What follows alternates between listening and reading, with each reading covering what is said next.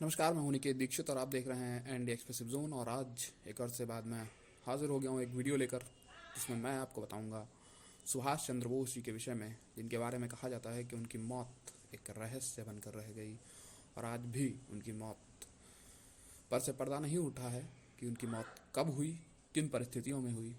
बताऊंगा मैं तफसील से। बने रहिए आप हमारे साथ और देखते रहिए वीडियो अच्छा लगे तो लाइक कीजिएगा, शेयर कीजिएगा और चैनल को सब्सक्राइब ज़रूर कर लीजिएगा।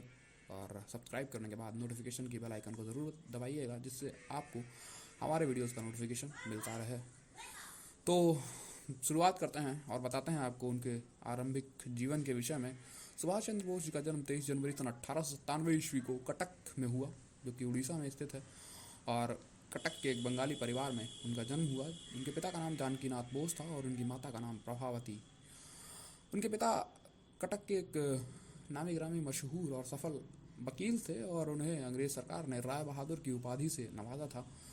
बात करें अगर सुभाष चंद्र बोस जी के विषय में, तो उन्हें उनकी जो आरंभिक शिक्षा दीक्षा थी वो कटक से ही हुई। और लास्ट में जब उनका कॉलेज था वो उनका एडमिशन कोलकाता के प्रेसिडेंसी कॉलेज में हुआ और वहाँ पर उन्होंने समाज सेवा शुरू कर दी। और उसी के दौरान उन्हें पता चला कि एक उन्हीं के कॉलेज का एक प्रोफेसर भारतीय स्टूडेंट्स के प्रति भेदभाव की भावना रखता है, और न केवल भेदभाव की भावना रखता है बल्कि उन्हें मारता पीटता भी है, और वो भी बेफिजूल में और वो भी कायदे से। तो जब इस बात की जानकारी नेताजी को हुई तो उन्होंने इस बात का विरोध किया और अपने कॉलेज के प्रिंसिपल से जाकर कंप्लेंट की कि देखिए वो क्यों हिंदुस्तानी स्टूडेंट्स को खास तौर पर मारता है, तो उससे जो है माफ़ी मंगवाइए। तो कॉलेज प्रशासन ने कहा भैया काहे फ्री फंड में हम काहे माफ़ी मंगवाएं। तो जब इस तरह का जवाब कॉलेज के प्रशासन द्वारा उन्हें दिया गया तो उन्होंने कहा ठीक है, मत मंगवाइए माफ़ी, हम करते हैं स्ट्राइक। और वो स्ट्राइक हुई और स्ट्राइक के चलते उन्हें माफ़ी भी मांगनी पड़ी। और माफ़ी मांगने के बाद भी वो नहीं बदले और उन्होंने हिंदुस्तानी स्टूडेंट्स को उसी तरह मारना पीटना जारी रखा। और एक दिन जब वो अपनी वही पुरानी प्रक्रियाएं कर रहे थे, उसी दौरान मारने पीटने की जगह स्टूडेंट्स ने खुद उनको उल्टा मारा। और इस बात की जानकारी कॉलेज की जो प्रशासन था उसको हुई और उसने नेताजी से जवाब मांगा कि ये क्या है, और उन्हें कॉलेज से निकाल दिया। फिर एक अंतिम अवसर प्रदान करने का फैसला कॉलेज प्रशासन का था नेताजी को, लेकिन उन्होंने कहा कि आपको माफ़ी मांगनी होगी। तो उन्होंने कहा ये गलत तो हमने किया नहीं, तो हम क्यों माफ़ी मांगें। तो ना ही उन्होंने माफ़ी मांगी और ना ही दोबारा उस कॉलेज में गए। उसके बाद उनके पिता ने उन्हें समझाया और सिविल सर्विसेज की पढ़ाई करने के लिए लंदन भेज दिया।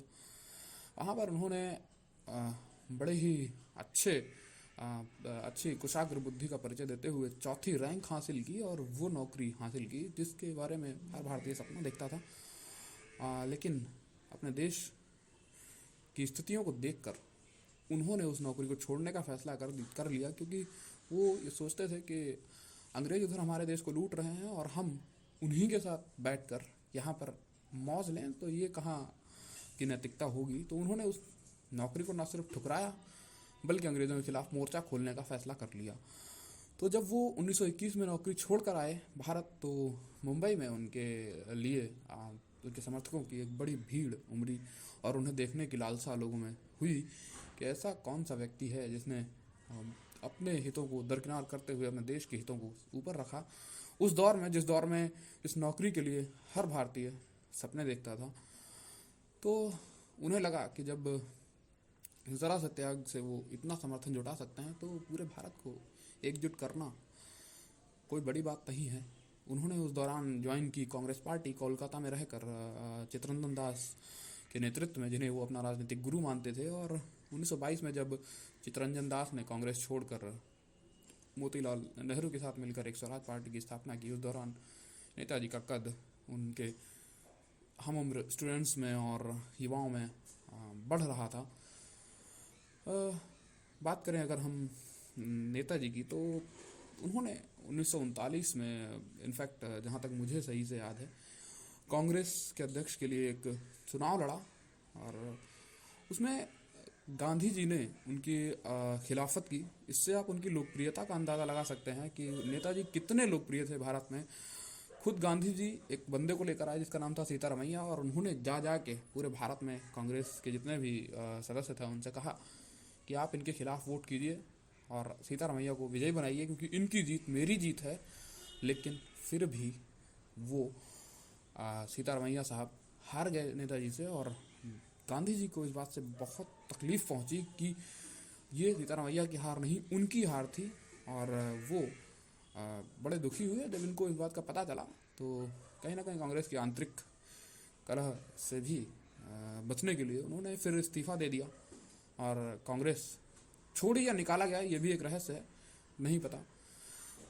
फिर उसके बाद वो कांग्रेस से अलग रहने लगे। उस दौरान अंग्रेज़ों ने अपने खिलाफ मोर्चाबंदी करने के जुर्म में उनको कई बार जेल भेजा। एक समय ऐसा भी था जब 2 हफ्ते तक वो जेल में रहे, उन्होंने कुछ भी नहीं खाया। और जब उनकी हालत दिन ब दिन बिगड़ती गई तो भारतीयों में उनके लिए सहानुभूति पनपी और उन्होंने प्रदर्शन करना शुरू कर दिया कि भैया नेताजी को जो है आप रिहा कीजिए। और जब ये प्रदर्शन जोर पकड़ने लगा तो उन्होंने नेताजी को रिहा करते हुए कोलकाता में उनके घर में ही उन्हें नज़रबंद कर दिया। और तब उन्होंने सोचा यहाँ रहकर तो बात बनेगी नहीं, अब विदेश चलते हैं, क्योंकि भारतीयों ने तो खैर अपनी पुरानी सोच के चलते उन्हें दरकिनार कर ही दिया है। यहाँ पर आपको बता दूं कि उनकी गांधी जी से कोई मनभेद की नहीं थी मंशा, लेकिन उनके मतभेद थे, उनकी विचारधाराएं अलग थीं। वो गर्म दल के थे और ये नरम दल के थे। और नरम दल हमेशा खुद को ऊपर रखता आया। चंद्रशेखर आज़ाद के संदर्भ में बात करें, भगत सिंह के संदर्भ में बात करें, या फिर और बड़े क्रांतिकारियों के संदर्भ में, तो नरम दल कभी भी इनके प्रति सहज नहीं हो पाया और इन्होंने कभी इन्हें सही स्थान नहीं दिया। वही यहाँ पर नेताजी के साथ भी हुआ और उन्हें भी एक सही स्थान नहीं मिला। और नरम दल ने अपनी नीतियों के चलते उन्हें दरकिनार कर दिया, एक ऐसे व्यक्ति को जिसने भारत की आज़ादी में बहुत अहम भूमिका निभाई। और यकीन मानिए अगर वो कांग्रेस में रहते तो मुझे लगता है परिणाम कुछ और होते और शायद भारत विभाजन भी नहीं होता, क्योंकि मोहम्मद अली जिन्ना किसी के आगे अगर झुक सकते थे तो वो केवल और केवल सुभाष चंद्र बोस के आगे थे। क्योंकि उस दौरान जिन्ना ने भी एक बात कही थी कि बिल्कुल अगर सुभाष चंद्र बोस इस देश के प्रधानमंत्री होते हैं तो हम उनके शासन में रहना पसंद करेंगे। और ये चीज़ हकीकत थी कि हिंदू और मुस्लिम अगर दोनों को एकजुट करने का कोई काम कर सकता था तो वो नेताजी थे। क्योंकि एक शायद 1943 के दौरान की बात है, मुझे एग्जैक्टली सन याद नहीं है, लेकिन एक मुस्लिम परिवार उनके पास आया और एक व्यक्ति था, उसने कहा भैया मेरे पास कुछ करोड़ों रुपए हैं। तो उस दौरान बहुत बड़ी बात होती थी कुछ करोड़ रुपए होना। उसने कहा मेरे पास कुछ करोड़ रुपए हैं, सब कुछ मैं आपको देने के लिए तैयार हूँ। उन्होंने कहा भाई तुम अपना सब कुछ मुझे क्यों दे दोगे यार, फिर तुम अपना घर कैसे चलाओगे? कि अब घर चलाना किसको है नेताजी, अब ये बताइए। अब हम और हमारी पत्नी, हमारे बच्चे सब आपकी सेवा में हैं और घर चलाना किसको है? ये सब आप ही के कंधों पर है। तो इस बात से अंदाज़ा लगाया जा सकता है कि नेताजी का कद हिंदू और मुस्लिम दोनों में कितना बड़ा था। और वाकई में वो एक बहुत बड़ी शख्सियत थे, इस बात से कतई इनकार नहीं किया जाता। लेकिन इंटरप्शन हो रहा है, खैर। लेकिन नेहरू और गांधी की एक नरम दल की नीति, जिसके कारण भारत का एक बहुत बड़ा नेता न केवल उसको सही स्थान मिला बल्कि उसकी मृत्यु के बाद भी उसको सही स्थान नहीं प्राप्त हुआ। खैर, मैं बात कर रहा था 1939 के दौरान हुए घटनाक्रम की। तो उन्होंने फैसला किया कि बाहर जाएं और उस दौरान वो अपने परिवार के एक सदस्य के माध्यम से उन्होंने अपने एक पेशावर में रहने वाले एक दोस्त से संपर्क किया और उसको बुलाया और उसने गाड़ी अरेंज की। उसके बाद वो पेशावर गए, पेशावर से काबुल, काबुल से वो सीधा पहुँचे जर्मनी। जैसे भी हो पर वो जर्मनी पहुँचे। जर्मनी पहुंचकर उन्होंने हिटलर से मुलाकात करने का फैसला किया, क्योंकि उस दौरान सेकेंड वर्ल्ड वॉर चल रहा था और उन्होंने फैसला किया था कि अंग्रेज़ों के खिलाफ खड़ा होना है और अंग्रेज़ों के खिलाफ लड़ना है। और ये लड़ने वाली नीति ही गांधी जी को पसंद नहीं आई। उन्होंने कहा जब हमारा शत्रु संकट में है तो हमें उसके ऊपर वार नहीं करना चाहिए। नेताजी ने कहा ये कौन सी बकलोली है यार, मतलब शत्रु जब संकट में है और कमज़ोर है तभी उस पर वार करो जिससे वो और कमज़ोर हो। लेकिन उनकी नीति कुछ अलग थी, न मालूम कैसी थी। खैर, अहिंसावादी नीतियों का मैं भी समर्थक नहीं रहा हूँ वहाँ पर, ख़ास तौर पर जहाँ पर हमारा खुद का अहित हो। हाँ, अहिंसावादी नीतियाँ ठीक हैं पर वहीं तक जहाँ तक हमारा हित है। खैर, तो गांधी जी का ये फैसला था, लेकिन नेताजी का ये फैसला नहीं था, इसलिए वो जर्मनी पहुँचे। जर्मनी में उन्होंने कहा भैया हमको हिटलर से मिलना है। अपॉइंटमेंट बड़ी मुश्किल से मिली क्योंकि सेकेंड वर्ल्ड वॉर चल रहा था और सेकेंड वर्ल्ड वॉर के दौरान हिटलर एक बहुत सक्रिय था, क्योंकि जर्मनी को बदला लेना था ब्रिटेन से, और ब्रिटेन के साथ मित्र राष्ट्र से। मित्र राष्ट्र में आपको पता है यूएसए, सोवियत संघ, फ्रांस, ब्रिटेन और ये वो तमाम, तो पोलैंड वगैरह। उसके बाद उनको बदला लेना था, बदला लेने के लिए वो सक्रिय थे, जापान और जर्मनी और शायद इटली, मेरे ख्याल से जहाँ तक मुझे याद है। तो खैर वहाँ पर इटली इंपॉर्टेंट नहीं है, यहाँ पर इंपॉर्टेंट है जर्मनी और जापान। जर्मनी ने जो इनफैक्ट हिटलर के 2-3 कॉपी थे वो उनको मिले नेताजी को, और उन्होंने कहा चलिए मैं हिटलर हूँ, और हाथ मिलाने के लिए आगे बढ़ाया। उन्होंने कहा भैया, खड़े होकर कहा मेरा नाम सुभाष चंद्र बोस है और मुझे आपसे नहीं मिलना, मुझे मिलना है हिटलर से। वो बड़ा शॉक्ड हुए कि यार हम हिटलर बनकर आए और ये पहचान कैसे ले रहा। दरअसल बात ये थी कि उस दौरान हिटलर को अपनी जान का खतरा था, और अपनी जान का खतरा हिटलर को था। जी, तो मैं बात कर रहा था कि हिटलर की जान को खतरा था, जिसके चलते वो आ, आ, अपने कुछ कॉपीज उसने रखे थे, और वो दुनिया भर में जाते थे और उसका काम करके वापस आते थे। दरअसल बात ये थी कि कुछ इंटरप्शन हुआ वीडियो में, खैर माफ़ी चाहता हूँ। तो उसका काम करके आते थे, पर किसी ने उसको पहचाना नहीं। लेकिन जितने भी कॉपीज सुभाष चंद्र बोस से मिले, उन्होंने सबसे एक एक के बाद एक यही कहा कि जाइए मुझे हिटलर से मिलना है, और आप यहाँ किससे मिलने आए हैं, आप जाइए, मुझे आपसे मिलना ही नहीं है। तो जब थक हार कर हिटलर आया और उसने दूर खड़े होकर नेताजी से पूछा कि भैया कौन है आप, काहे के लिए आए हैं, और क्यों मिलना है मुझसे, बताइए, मैं हूँ हिटलर। तो जब मिला तो उसने कहा कि हाँ, अब मुझे आप ही से मिलना, और जाकर उनके करीब में कहा कि मैं भारत से आया हूँ, मेरा नाम है सुभाष चंद्र बोस, और आपसे मदद की इनफैक्ट उम्मीद रखता हूँ। तो उन्होंने कहा मदद तो ठीक है, लेकिन ये बताओ पहचाना कैसे मुझे, क्योंकि बाकी किसी ने पहचानने की कोशिश की नहीं, या फिर कोशिश भी की तो पहचाना नहीं, क्योंकि इतने उसकी व्यवहार से वो लोग परिचित थे हिटलर के, कि वो हमेशा उसकी जगह पर जाते थे, और उसकी जान की जो खतरा था उसको टालने के लिए वो हमेशा उसके लिए काम करते थे, और दुनिया भर में उसका काम करने के लिए जाते थे। तो हिटलर ने जब पूछा तो उन्होंने कहा कि भैया देखो, तुम्हारे व्यवहार से मुझे पता चला इन कॉपीज़ के कि ये हिटलर नहीं है, क्योंकि जब मैं इनके पास पहुंचा तो इनका व्यवहार उतना गर्वपूर्ण नहीं था, क्योंकि एक भारतीय जो कि परतंत्र है भारत देश और वहाँ से आया है, तो चेहरे पर वो गर्व की भावना दिखनी चाहिए कि भैया मदद मांगने आया हो तुम।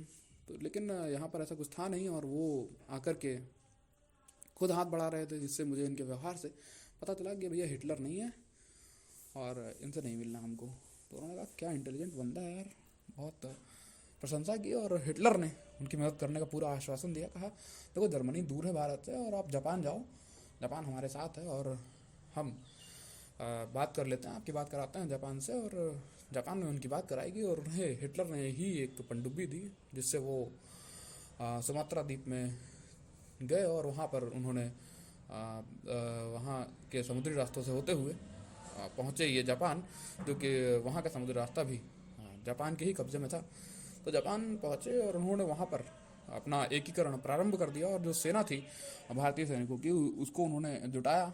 और सिंगापुर में कई सारे भारतीय सैनिक थे, और सिंगापुर था ब्रिटेन की कॉन्स्टिट्यूंसी, क्योंकि उस पर ब्रिटेन का कब्जा था, और तकरीबन 45,000 भारतीय सैनिक थे वहाँ पर, और 40,000 ब्रिटिश सैनिक, क्योंकि 85,000 सैनिक तकरीबन थे सिंगापुर में। और उन्होंने जापान से कहा उस पर हमला कीजिए, और एक काम करते हैं, जब आप बम बरसाएंगे तो उसी दौरान हेलीकॉप्टर से आप एक पर्चा और बरसाइए, जिसमें लिखिए कि भारतीयों कब तक अंग्रेज़ों की गुलामी करते रहोगे।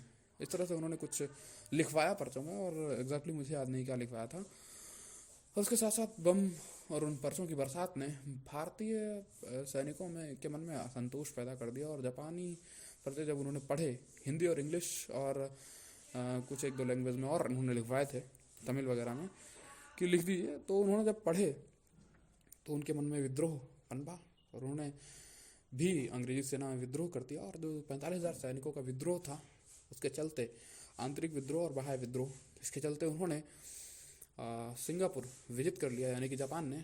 और वो जो भारतीय सैनिक थे, और इससे पहले आपको बता दूं कि हिटलर ने भी जो ब्रिटिश बंदी थे, यानी कि अंग्रेज़ों से जीत कर जो बंदी उन्होंने बनाए थे, उन्हें भी सुभाष चंद्र बोस को सौंप दिया, और कहा जाइए ले जाइए इनको और अपनी सेना में लगाइए। तो वो सेना आज़ाद हिंद फौज के नाम से उन्होंने गठित की और 1943 में आज़ाद हिंद फौज का गठन किया, जिसने अंग्रेज़ों पर विजय प्राप्त करनी शुरू कर दी और नागा पहाड़ियों से यानी कि नागालैंड के रास्ते वो भारत में आए और उन्होंने अंग्रेज़ी सेना में तहलका मचा दिया। और ये करते करते सेकेंड वर्ल्ड वॉर का लगभग एंड हुआ और लड़ाइयाँ चल रही थी। काफ़ी सिरे पर अंग्रेज़ी सेना जो है वो कहीं जीत भी रही थी और कहीं हार भी रही थी। तब उन्हीं लड़ाइयों के दौरान जब सेकेंड वर्ल्ड वॉर का एंड हुआ तो हिरोशिमा और नागासाकी पर एटम बम से हमला हुआ, इनफैक्ट न्यूक्लियर बम से। और इस बात को हम सब जानते हैं। उसके बाद जापान की जो अर्थव्यवस्था है वो लचर हो गई और जापान ने घुटने टेक दिए। उसके बाद भारत से भी समर्थन खींच लिया, क्योंकि जितना बन सका उन्होंने किया और भारत से समर्थन खींचना उनकी मजबूरी हो गई। तब नेताजी ने सोचा कि चलिए अब यहाँ तो कुछ होने वाला है नहीं और क्यों ना यूएसए और सोवियत संघ से कुछ मदद मांगी जाए। उसी उपक्रम में वो मंचूरिया जाने के लिए ताइहुकु हवाई अड्डे पर पहुँचे और वहीं उनकी मृत्यु हो गई या नहीं हुई, भगवान जाने। क्योंकि ताइहुकु में कहा जाता है, कुछ बताते हैं कि प्लेन क्रैश हुआ, वो उड़ान भरी पर मंचूरिया कभी पहुँचे ही नहीं जहाँ के लिए वो निकले थे। लेकिन कुछ बताते हैं कि वहाँ पर लगेज बहुत ज़्यादा था, ओवरलोड किया गया था उस प्लेन को, इस कारण वो क्या बोलते हैं उसको, टेक ऑफ से पहले ही क्रैश हो गया। और टेक ऑफ से पहले क्रैश कैसे होता है तो खैर खुदा ही जाने। लेकिन हाँ, बताते हैं कि एक बड़ा धमाका हुआ प्लेन में और पूरे प्लेन में आग लग गई। और अगर वो प्लेन टेक ऑफ हुआ ही नहीं था तो नेताजी जैसा फुर्तीला व्यक्ति प्लेन से ना निकल पाए, जिसने पैदल चलते हुए काबुल से तमाम हजारों मील का रास्ता नाप दिया, और वो बंदा अगर उस प्लेन से ना निकल पाए, खड़े प्लेन से जिसमें आग लगी है, तो ये अचंभे वाली बात है। और बताएं कि आपको उनकी डेड बॉडी भी नहीं सौंपी गई। ताइहुकु जो आज का ताइवान है, उनकी डेड बॉडी भी नहीं सौंपी गई भारत को और उनका अंतिम संस्कार वहीं पर हो गया। और 18 अगस्त की ये बात थी। 18 अगस्त के बाद आते आते 23 अगस्त को टोक्यो रेडियो ने ऐलान किया कि नेताजी सुभाष चंद्र बोस की मौत हो गई। लेकिन ये नहीं समझ आया कि ये 5 दिन का गैप किस लिए। उनकी अगर मौत हुई थी तो उस दौरान इतने सीमित भी नहीं थे संसाधन कि उनकी मौत की खबर ना पहुंच सके। टोक्यो रेडियो ने 5 दिन क्यों लगाए ये तो किसी को नहीं पता। उनकी मौत आज भी एक गुत्थी बनी हुई है। अब बात करें उनकी शादी की तो उन्होंने वहीं एमिली सेंटल नाम की एक लेडी से शादी की और बर्लिन में वो रहे उनके साथ कुछ दिनों, और 1943 में वहाँ से रवाना हो गए जापान के लिए। और जापान में जो हुआ वो मैंने आपको बताया।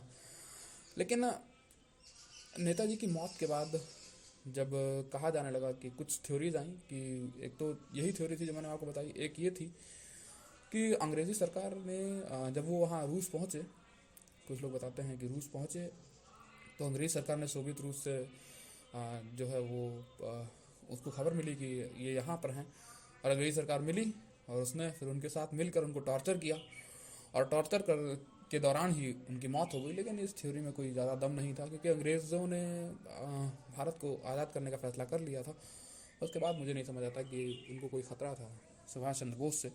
हाँ, ये ज़रूर हो सकता है कि सुभाष चंद्र बोस जैसा इंटेलिजेंट व्यक्ति यदि भारत का प्रधानमंत्री होगा तो भारत वाकई में काफ़ी आगे तक जाएगा, ये सोचकर हो सकता है उन्होंने ऐसा किया हो। लेकिन ये केवल कयास हैं और कुछ भी पक्के तौर पर नहीं कहा जा सकता।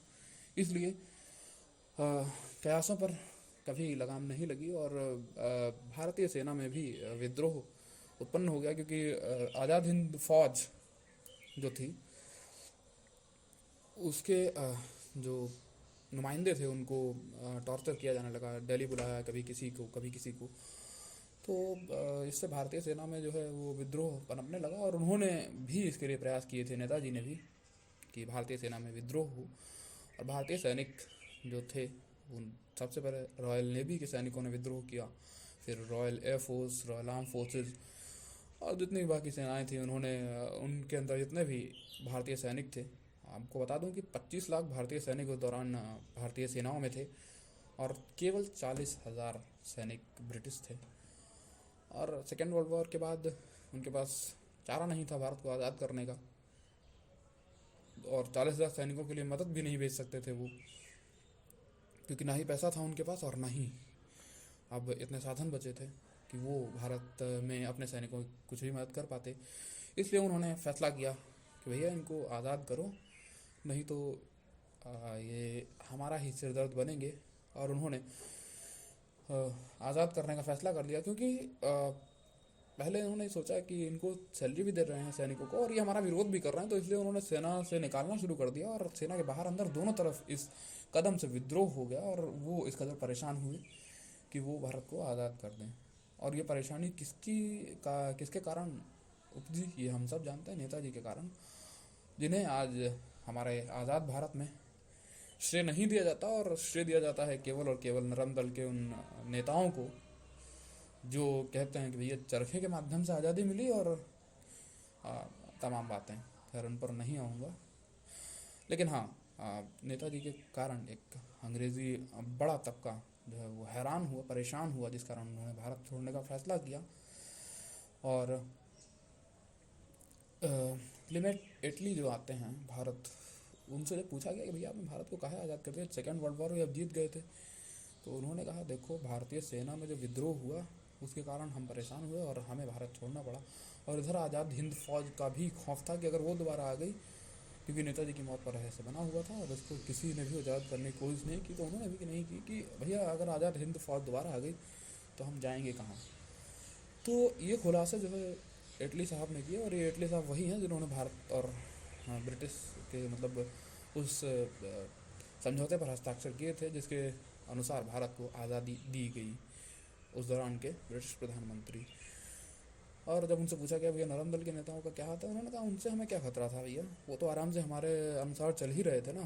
और हम जब उनको डोमिनेंट स्टेट देने की बात की हमने जब की थी, तो वो भी उसमें राजी हो गए थे, और पूर्ण स्वराज का जो मुद्दा था उसे सुभाष चंद्र बोस ने ही दोबारा उछाला था। तो इस तरह की जो चीज़ें थी वो सुभाष चंद्र बोस ने की। बात करें अगर उनकी मौत की, तो उनकी मौत रहस्य बनकर रह गई, और उन्हें आज भी राजनीति में वो मुकाम नहीं हासिल है जो मुकाम उन्हें होना चाहिए था। 1945 में उनकी मौत हुई या नहीं, ये भी एक रहस्य है। बाद में कहते हैं कि यूपी के फैज़ाबाद में उन्हें गुमनामी बाबा के तौर पर देखा गया, और 1985 में उन गुमनामी बाबा की मौत हो गई। पर इस बात से पर्दा अभी भी नहीं उठा कि वो गुमनामी बाबा वाकई में सुभाष चंद्र बोस थे या नहीं थे। तो ऐसी कई सारी बातें हैं जो निकल कर सामने आई। उनकी मौत पर हुई जांच कमेटियों की अगर बात करें तो गठित की गई थी। पहली जांच कमेटी 1956 में शहनवाज कमीशन के तौर पर गठित की गई। उसने भी कहा कि भैया वही है, 18 अगस्त को ताइहुकू में प्लेन क्रैश हुआ, इसमें नेताजी की मौत हो गई। दूसरी कमेटी गठित की गई 1970 में, खोसला कमेटी। खोसला कमीशन ने भी इसी बात पर मोहर लगा दी। 1999 में जब मुखर्जी कमीशन गठित की गई, तो उन्होंने कहा कि देखिए ऐसा है, हमने जो भी जांच की उसके आधार पर हमें ये पता चला कि 18 अगस्त सन 1945 के दिन कोई भी प्लेन क्रैश ताइहुकू के हवाई अड्डे पर हुआ ही नहीं था। अगर प्लेन क्रैश ही नहीं हुआ तो नेताजी की मौत कैसे हो गई, इस बात की जानकारी, इस बात का जवाब आज भी नहीं है। और भारत सरकार ने भी उसकी फाइलें बंद कर दी। कारण क्या था ये तो खैर भगवान जाने, लेकिन आज भी ये फाइलें नहीं खुली। और